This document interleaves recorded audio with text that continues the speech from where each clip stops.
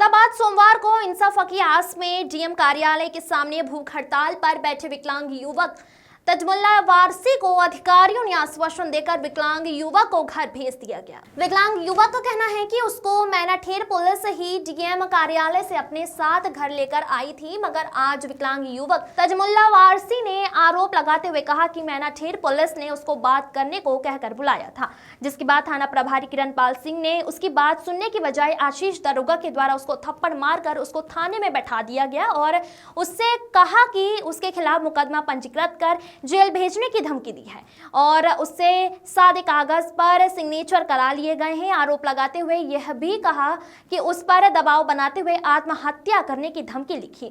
उसके हाथ में रखी गई है। पेट्रोल से भरी सीसी भी उसके पास रखकर उसका फोटो खींच लिया गया है। विकलांग युवक ने यह भी आरोप लगाते हुए कहा कि उसको लगभग 6-7 घंटे हिरासत में रखने के बाद उसको छोड़ा गया है।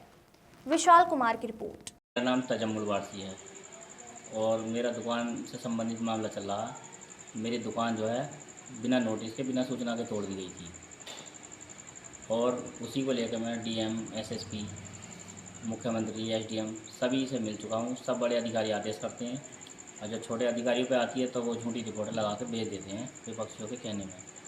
अब मैंने भूख हड़ताल का जो है राजन पत्र दे दिया था पहले डीएम साहब को। मैं कल 5 तारीख में बैठ गया भूख हड़ताल पर।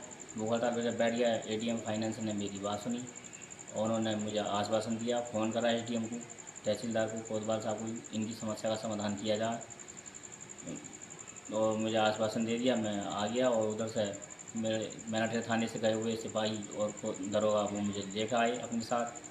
उन्होंने कहीं रुकने भी नहीं दिया, ला के मुझे थाने में बैठा लिया। मैनाठेर थाने में बैठा लिया, 2 घंटे पूछताछ करी। उसके बाद बोले ठीक है सुबह आना। आज जब मैं सुबह गया तो मुझसे बोले अब बताओ ये क्या मामला है। मैंने कहा इन्होंने मेरी झूठी रिपोर्ट लगाई है, आशीष दरोगा जी ने। बोले क्या लगाई है। मैंने कहा इन्होंने ये लगा दी गई तो इसकी ज़मीन है 28 बीघे और इसकी मकान है और ये झूठे मनगढ़ंत प्रार्थना पत्र देता है। अब साहब इसी को लेकर फिर बोले आज हम तेरा समस्या का समाधान करते हैं और मेरे 2 रैपट मारे गाल पे बहुत ज़ोर से, बाल पकड़ के, और लेके मुझे ऑफिस में बैठा दिया। ऑफिस में ले जाकर बैठा दिया। कोतवाल साहब बोले आओ इसकी का केस ऐसा बना दो जो कभी अधिकारी के पास न जाए। और वो मंगा के पट्टा मंगा के और कागज़ चिपका के सफ़ेद सादा और तख्ती बनाई तो फिर मेरे नाम से कि प्रार्थी भूख हड़ताल पर बैठ रहा है और जो मेरी समस्या का समाधान नहीं हुआ तो मैं थाने में आत्महत्या कर लूँगा।